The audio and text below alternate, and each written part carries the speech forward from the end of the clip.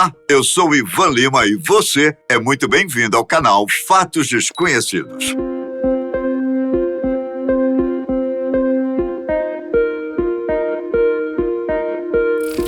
Você já ouviu falar em movimentos separatistas? De forma bem sucinta, movimentos separatistas defendem a independência dos seus territórios. E ao redor do mundo, incluindo aqui no Brasil, existem muitos desses movimentos. Um dos mais famosos é o IRA, ou Exército Republicano Irlandês, que tenta separar a Irlanda do Norte do Reino Unido e reanexar a República da Irlanda.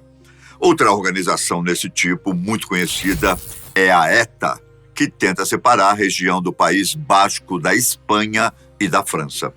Aqui no Brasil, também existem alguns grupos que tentam separar a região sul do Brasil, assim como a região nordeste. Mas, afinal, por que esses grupos defendem esse tipo de pauta? Qual o objetivo? E por que essa ideia de dividir regiões pode ser um grande erro? Antes de adentrarmos no assunto, eu quero te contar uma coisa, que eu venho contando todo dia. Não sei se você está indo lá. Você sabia que nós temos agora uma marca de roupas? Em nosso site, que você pode acessar a partir do QR Code que está aparecendo na tela ou no link na descrição do vídeo. Você pode ver todos os modelos de camisetas da Use Fatos disponíveis até agora. Depois conta pra gente nos comentários o que você achou das nossas camisetas. Combinado? Ok. Essa ideia de separar uma determinada região de um país não é recente. Ela existe na Crimeia, que foi recentemente anexada de forma ilegal pela Rússia, na Escócia, que busca a independência em relação ao Reino Unido, ou mesmo a Catalunha, que tenta se separar da Espanha. Em todas essas nações, existem movimentos que lutam para que aconteça uma separação dos países aos quais determinados estados ou regiões pertencem. Mas o que leva uma região a querer se separar do resto do país? Cada caso é um caso. E esses movimentos surgem por diferentes motivos. Alguns podem ter cunho político, étnico ou racial, enquanto outros podem ter cunho religioso ou social. No geral, essas regiões são colônias ou territórios menores, que se sentem desvalorizados pelos governos de seus países e buscam a independência para valorizar e garantir mais direitos e investimentos para a população. Afinal, em teoria, parece ser muito mais fácil governar um único estado e fazê-lo progredir do que fazer o mesmo com um país inteiro, não é? A Europa é o continente onde mais acontece esse tipo de coisa, o que faz a União Europeia temer que, se um grupo separatista conseguir se separar de um país, aconteça uma espécie de efeito cascata nos demais países. Quando uma região consegue se separar, as fronteiras, as alianças, as relações econômicas e os blocos são todos modificados. Com isso, os novos países passam por uma série de reformas, criando forças armadas, Banco Central e coisas do tipo. Além disso, também precisam ser reconhecidos por outros países. Aqui no Brasil, existem alguns movimentos separatistas. Por exemplo, existem pessoas que querem separar Brasília do resto do país. No geral, o discurso dos grupos independentistas é de que Brasília é corrupta, pois concentra riqueza e não distribui para os demais estados. Portanto, seria vantajoso para o resto do país separar-se do Distrito Federal. Enquanto isso, o movimento separatista de Brasília diz que o que acontece é exatamente o contrário, pois são os políticos dos outros estados que vão para Brasília e alimentam a corrupção do país. Tanto é que o slogan do movimento separatista Candango Brasília é meu país se dá por uma Brasília livre da corrupção dos outros estados.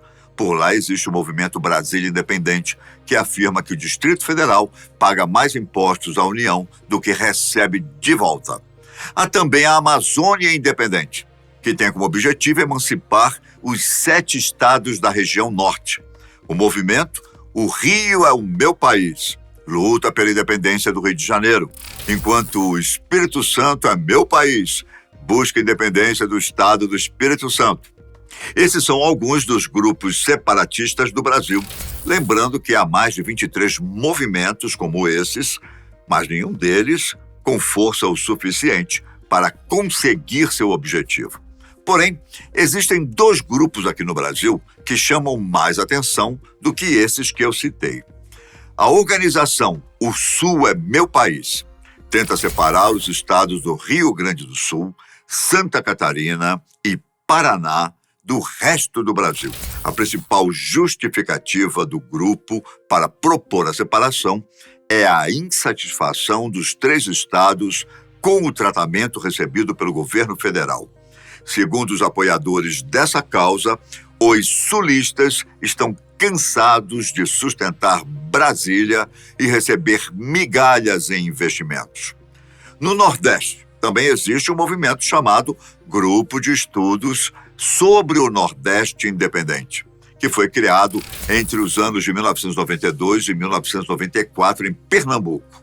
Também conhecido como Movimento Nordeste, o grupo afirma que o Brasil nunca encontrou uma solução para o problema nordestino, porque não tem interesse nisso. O grupo diz que o Brasil sempre adotou políticas com o intuito de proteção às empresas do Sudeste, o que prejudicou o povo nordestino. Soma-se a isso o fato de haver favorecimento econômico e político e a concentração de renda nas regiões sul e sudeste do Brasil, entre outras questões. Bom, mas será que não seria bom para o Brasil ou mesmo para os estados essa separação? Em teoria, isso pode até parecer uma boa ideia, mas segundo especialistas, na prática, trata-se de uma ideia maluca. Por quê? Vamos com calma, que eu te explico todos os detalhes. Para começo de conversa, essa ideia de separar um estado do resto do país é inconstitucional. O primeiro artigo da Constituição Federal diz que o Brasil é uma república federativa, constituída sob o regime representativo pela união indissolúvel dos estados, do Distrito Federal e dos territórios. A Constituição também diz que a separação de um estado só pode ser feita por um povo. E no caso do Brasil, não há o potencial de determinante cultura específico em somente alguma região. Ou seja, o povo é a população brasileira. Vamos usar como exemplo o Sul. Não podemos negar que os sulistas são apegados às suas raízes. Isso é um fato que ninguém pode discordar. Porém, não há uma identidade a todos os moradores dos estados do Sul. Além do frio, ou melhor, de um clima mais ameno, existem poucos elementos comuns ao comportamento daqueles que moram no Sul. Por isso, os sulistas estão longe de terem uma identidade cultural própria, pois o Sul é tão diverso quanto outras regiões do Brasil. Segundo a opinião de especialistas, regiões que se sentem prejudicadas na distribuição da riqueza nacional questionam a unidade nacional, ou seja, os estados mandam mais recursos para Brasília do que recebem. De fato, isso acontece. Só que os movimentos não levam em conta os benefícios que têm ao fazerem parte da União, tal como ter acesso ao mercado comum, que não existiria se os estados fossem países diferentes. Um grande exemplo é São Paulo, que tem uma série de benefícios ao distribuir as mercadorias que produz para todo o país sem ter de pagar imposto de exportação. Há ainda dentro do país a livre circulação de mão de obra, já que não é preciso visto para trabalhar em qualquer outro estado. Além disso, esses movimentos, mesmo que sejam muitos, não representam uma parcela expressiva da população e não têm força política, já que não existem representantes dos movimentos no Congresso. Sendo assim, mesmo que o país convocasse uma constituinte para debater a independência de estados e regiões, os movimentos separatistas não conseguiriam aprovar sua proposta. De forma resumida, essa ideia de separação de algumas regiões pode até parecer interessante, mas não tem nenhuma viabilidade jurídica e fere o princípio constitucional da união indissolúvel da República. Os movimentos separatistas até podem existir, desde que sejam compreendidos como uma livre manifestação de ideias e pensamentos, pois o objetivo dos movimentos é impossível de ser realizado, de acordo com as regras e com os princípios constitucionais. A ideia pode até agradar muita gente, no entanto, não tem respaldo levando em conta a Constituição. Eu fico por aqui, mas nos vemos em breve no canal da Fatos Desconhecidos. Fiquem com Deus, um grande abraço, tchau!